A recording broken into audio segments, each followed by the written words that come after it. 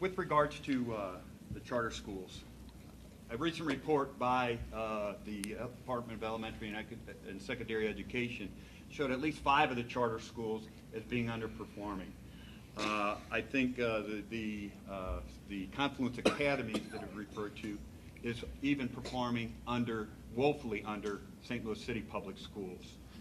I think that we have schools that have been educating our children for tens of years. They're approved. That's why my scholarship program will give students immediately access to a fully accredited school system. That's why I think it's the best point. Yeah, it's unfortunate that people who have just talked about doing things for the city schools are trying to attack people who have done things to improve the city schools. Actually, our school is not woefully underperforming in the St. Louis Public Schools. We're in 2 of the most difficult neighborhoods of the city. One is Walnut Park, and we actually met AYP last year in math, and we nearly met AYP in communications arts.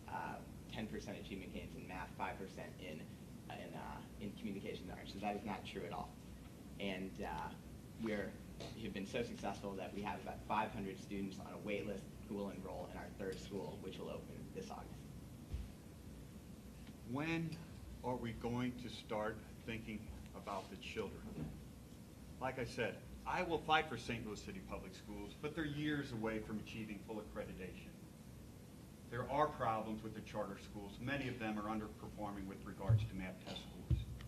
The only true solution that will give children immediate access to quality education is a scholarship program. We must get it done. We must start thinking about the children.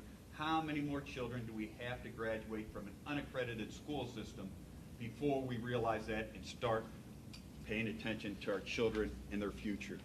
Thank you, Dr. Smith. Also with a report. It is true that the performance of charter schools in St. Louis has been uneven over the last several years.